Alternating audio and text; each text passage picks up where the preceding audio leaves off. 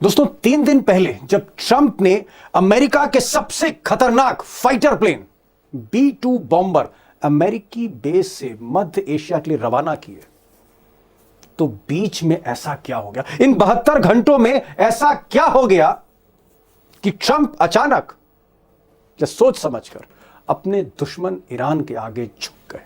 अब मैं यह नहीं कह रहा कि ट्रंप अचानक जंग से पीछे हट गए, मैं यह भी नहीं कह रहा कि ट्रंप ने हमेशा के लिए जंग रोक दी, लेकिन हमला करते करते ट्रंप अचानक ब्रेक में क्यों चले गए? उधर पाकिस्तान भी बहुत कुछ कर रहा है। पाकिस्तान ने ईरान के मुद्दे पर, पाकिस्तान का जो आर्मी चीफ है आसिम मुनीर, उस व्यक्ति ने ईरान के मुद्दे पर अपने मुल्क पाकिस्तान में हाई लेवल की इमरजेंसी मीटिंग की है। अब G7 ने धमकी दी कि हम ईरान पर और पाबंदी लगा देंगे। अबे अगर है हिम्मत तो हमला करो। आसिम मुनीर इस वक्त बहुत ताकतवर है आपके देश में। आपने और देखिए आपने और इंटरनेशनल गेम भी ठीक खेला। इंटरनेशनल गेम ठीक खेला बिकॉज आपके ही प्रोग्राम में मैंने आज से 1.5-2 साल पहले मैंने ये बात कही थी कि भाई देखिए आसिम मुनीर जो है ना, ये जिस तरीके वो he is more of intelligence operator, ठीक है, वो मुशर्रफ की तरह या किसी और की तरह जो है एक इन्फेंट्री ऑफिसर की तरह वो नहीं सोच रहा है। अब दोस्तों पाबंदी खेलने लगे, क्योंकि ये तो क्लियर है कि अगर ईरान पर हमला हुआ तो ईरान इजराइल के पिछवाड़े में मिसाइल दागेगा। ईरान पहले से ही कहता है हमेशा से कि हम पहले हमला नहीं करते, ना हम जंग चाहते हैं ना हम जंग बढ़ाना चाहते हैं, लेकिन अगर जंग हमारे घर पर आ गई तो भाई पीछे नहीं हटेंगे। अब सुनिए खुलासा, रशिया के जरिए ईरान और इजराइल ने एक दूसरे को भरोसा दिलाया है कि हम पहले हमला नहीं करेंगे। ईरान की तो ये स्ट्रेटेजी है भाई, वो पहले करेगा नहीं, लेकिन कमाल ये कि इजराइल ने कह दिया कि आप टेंशन नहीं लो, हम गारंटी लेते हैं कि हम हमला नहीं करेंगे। हालांकि ईरान को इजराइल पर भरोसा नहीं करना चाहिए। इजराइल भी बड़ा चालाक है, उसे पता है कि 85 साल का खामनाई नेतन्याहू को नंगा कर देगा और इजराइल में इतने छेद करेगा कि तस्वीर छुपानी पड़ेगी, जैसे 12 डेज वॉर में इजराइल को छुपानी पड़ी थी।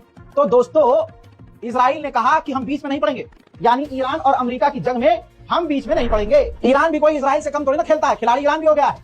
ये रहा इजराइल का न्यूज चैनल जिस पर खबर चलाई गई कि इजराइल ने एक अपने फौज के जवान को गिरफ्तार किया, IDF को गिरफ्तार किया है, जो ईरान के लिए जासूसी कर रहा था। अब अगर यहां तक आते आते ये मान लिया जाए कि भाई ट्रंप की हवा निकल गई, ट्रंप अब लड़ेगा, तो ये उसकी एक चाल भी हो सकती। सबको पता है अमेरिका और इजराइल धोखा देते हैं।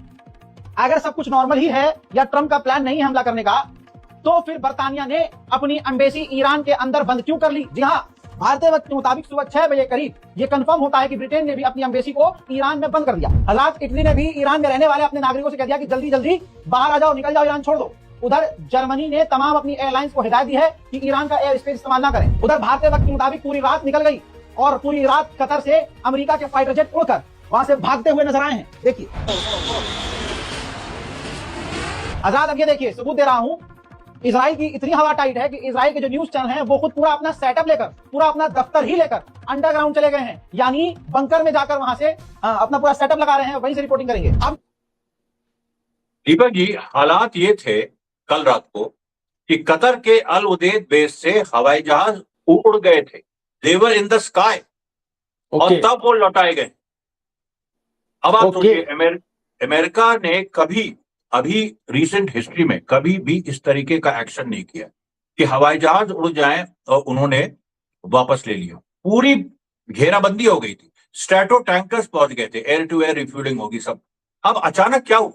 अब ये देखिए बहुत बड़ा सवाल है, और इसमें 2 बातें बहुत महत्वपूर्ण है। एक तो ये कि ट्रंप जो है उसको कहीं ना कहीं ये लगा कि ये पॉलिटिकली बैकफायर करेगा। मिलिट्री एस्पेक्ट भी एक है जिसमें बाद में आएंगे, लेकिन पॉलिटिकल जो एस्पेक्ट है तो उसको ये लग गया कि पॉलिटिकली ये बैकफायर करेगा। अभी ईरान में प्रोटेस्ट थम गए हैं, अब उस तरह से जनता भी सड़क पे आई, जो पीस मार्च हुए और जो हुकूमत के पक्ष में, और फिर जो एक ये जो कुवैत और कतर और तमाम ऐसे अरब मुल्कों को, सऊदी अरब जी, उनको जो कहा गया कि हम तुम पे हमला नहीं करेंगे लेकिन बेसिस पे करेंगे। अब इस पे वो फंस गए, क्योंकि वो अपनी जनता को कैसे उनकी जनता तो चाहती है यूएस बेस पे हमला हो। वहां तो स्थिति है, आदमी साहब भी बताएंगे आपको, वहां की जनता चाहती है कि यूएस बेस पे हमले, लेकिन उनपे ना हो।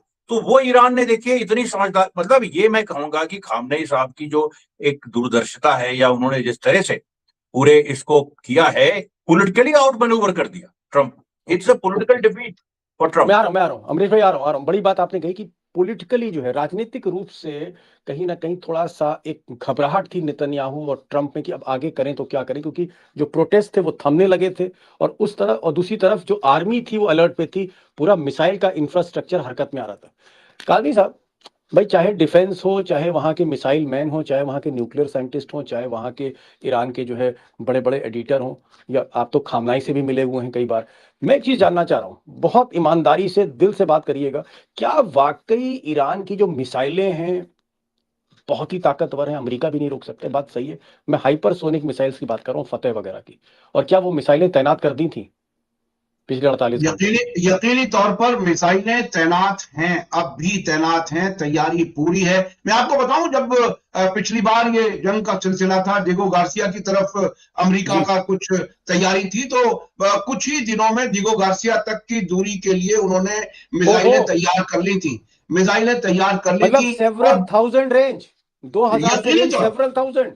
यकीनी तौर पर, और वो उनके पास ऐसा शायद फार्मूला और एक्सपर्टीज है कि वो बहुत ही कम वक्त में रेंज बढ़ा सकते हैं। इसी के जी। नतीजे में वो अमेरिका में भी किसी भी जगह हमला कर सकते हैं, इस बात का भी वो दावा करते रहे।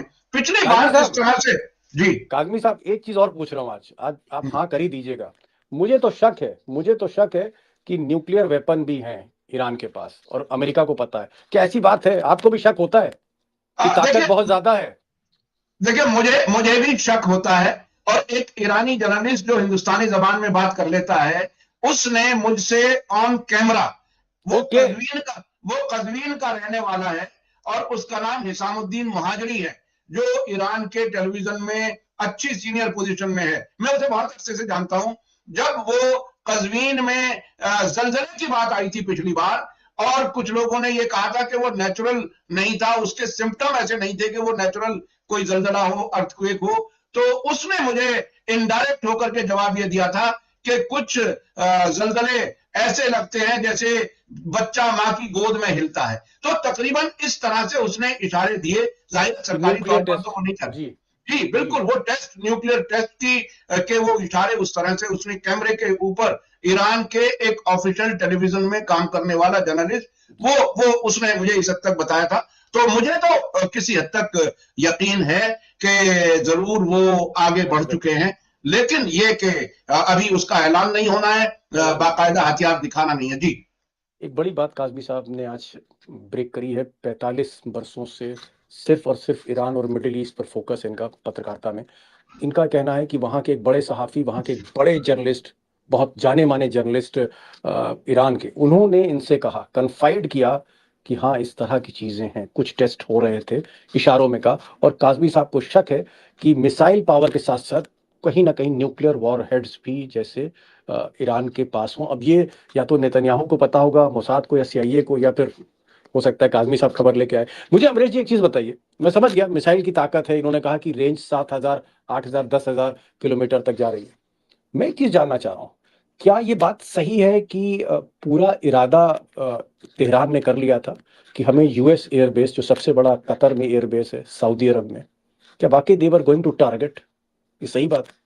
100%। देखिए, इसमें तो मैं आपको बताऊं कि जब मैं वहां था, इस पे तब भी बात हुई। बल्कि वहां पर किसी एक बहुत महत्वपूर्ण आदमी ने, मैं नाम नहीं ले सकता, उन्होंने ये भी हमसे कहा था कि you have to understand where we are coming from, हम लोग कहां से आ रहे हैं। उन्होंने कहा हमारी विचारधारा ही है कि अमेरिका को मिडिल ईस्ट छोड़ना है। जो ओके। विचारधारा ही है कि अमेरिका को मिडिल ईस्ट छोड़ना है, तो हम ऐसे मौके को क्यों हाथ से जाने देंगे? क्योंकि ऐसे ही सवाल हमने किया था। तो उन्होंने कहा हम ऐसे मौके को क्यों हाथ से जाने देंगे। एक तो ये, और दूसरा इसराइल का वजूद। और इसराइल जी। के वजूद के बारे में कल जो रात की खबर है, आप सोचिए, जेरूसलम से लेके एश्केलॉन से लेके पूरे इसराइल में फोटो फोटो इशू हुई कि आयरन डोम्स लगे हुए हैं। यानी इतना खतरा इसराइल को था कि केवल तेल अवीव में नहीं, बल्कि एश्केलॉन से लेके जेरूसलम तक, जो इसराइल छोटा देश है लेकिन फिर भी आप सोचिए कि वेस्ट से लेके ईस्ट तक उन लोगों ने आयरन डोम बिछा दिए थे जो इंटरसेप्ट करते हैं मिसाइल्स को। इतना डर जी। था। और जी। इस हालत में ये बात सही है कि हो सकता है, अभी वो बात खुल के नहीं आई है, कि इसराइल को ये डर हो कि ईरान कोई न्यूक्लियर ऑप्शन एक्सरसाइज कर सकता है। ओके। और ओके। क्योंकि उसके पास, देखिए, ईरान के पास, पता नहीं यहां कहना चाहिए कि नहीं कहना चाहिए, लेकिन न्यूक्लियर टैक्टिकल वेपन्स भी होने की बात है। Oh my God. Okay. Tactical weapons वो हैं जो रेडियो एक्टिविटी उतनी नहीं पैदा करते हैं और छोटे दायरे में छोटे वेपन्स। लेकिन असर बहुत बड़ा होता है उनका। और हो सकता है कि यही जो ताकत है, ये जो मिलिट्री पावर है, जिसमें मिसाइल टेक्नोलॉजी भी है, कहीं ना कहीं टैक्टिकल न्यूक्लियर वेपन्स भी हो सकते हैं, इस तरह का एक आप कह सकते हैं अंदेशा है, जिसकी वजह से ट्रंप परेशान है और ट्रंप से 10 गुना ज़्यादा नेतन्याहू परेशान है। काज़मी साहब, एक चीज़ मैं जानना चाहूँगा, क्या आपको खबरें मिल रही हैं इस वक्त तेहरान से कि जो प्रोटेस्ट हो रहे थे, जो वहाँ पर वायलेंस हो रही थी, और खासकर जो जेंजी वहाँ का जो युवा पीढ़ी है, उसके साथ वहाँ के की महिलाएं हैं, फिर वहाँ के जो शॉपकीपर्स हैं, जिन्हें बाजारी कहते हैं, दुकानदार हैं वहाँ के, क्या वो प्रोटेस्ट अब थम गए हैं और इस वजह से थोड़ा सा ईरान जो है अब अग्रेसिव हो रहा है? यकीनी तौर पर प्रोटेस्ट बहुत कम हुए हैं, इस हद तक कम हुए हैं कि आज ही वहां से एक जर्नलिस्ट से, हिंदुस्तानी जर्नलिस्ट से हमने वीडियो मंगाई जिसमें उन्होंने ये बात कही कि अब कहीं से प्रोटेस्ट की इंफॉर्मेशन नहीं आ रही है। मैं उनको भी ये मान के चलता हूं कि ठीक है, वो सरकारी मीडिया में काम करते हैं, लेकिन इतना बात यकीन है कि कम हुए हैं, इतने कम हुए हैं कि वो जो काउंटर रैलीज निकली हैं उसके बाद फिर उनका वजूद सामने नजर नहीं आ रहा। जिस जज्बे के साथ पब्लिक आई है अपने लीडर, मैं एक चीज बहुत ही बुनियादी एक बात बताना चाहता हूं। ईरान की सियासत में वहां की रिलीजियस लीडरशिप के मानी ये हैं, शिया इस्लाम में जो तकलीद एक है कि अपने सबसे बड़े आलिम की तकलीद करनी है, फॉलो करना है, सिंगल लाइनर अगर आ जाए तो वो अपने उसी रास्ते पर चलते हैं।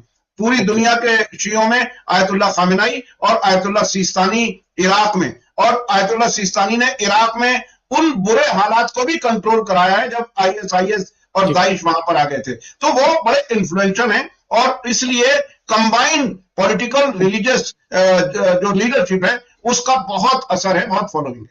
जी जी, सही कह रहे हैं कि प्रोटेस्ट थोड़े कम हुए तो कॉन्फिडेंस अली खामनाई, उनकी जो फौज है, उनकी जो एडमिनिस्ट्रेशन है, फिर उनके जो इस वक्त बाकी हुकूमत है, उनकी जो पार्लियामेंट है, उनके जो पार्लियामेंटेरियंस हैं, उनमें एक थोड़ा सा कॉन्फिडेंस डेवलप हुआ है और इस वजह से एक अग्रेशन, एक आक्रामकता जो है वो ईरान दिखा रहा है। आप कह सकते हैं कि धमकी दे रहा है इजराइल को और अमेरिका को, उनकी बेस को। अमरीश भाई, मुझको ये बताइए कि थोड़ी देर के लिए मुझे लगता है कि ये पिक्चर का इंटरवल है, लेकिन क्या अभी असली पिक्चर, ट्रेलर हमने जून में देखा था पिछली बार, अब उस पिक्चर को हम शुरू से देख रहे थे कि लगता था कि अब कुछ ना कुछ बड़ा होने जा रहा, something big is going to happen, लेकिन अब थोड़ा सा फिर एक इंटरवल हो गया।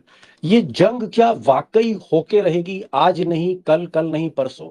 और आपको लगता है कि ना अमेरिका छोड़ने वाला ईरान को है और ना ईरान अमेरिका को छोड़ने वाला है? क्या आपको लगता है कि फिर कुछ ना कुछ होने जा रहा है, आज नहीं कुछ दिन बाद?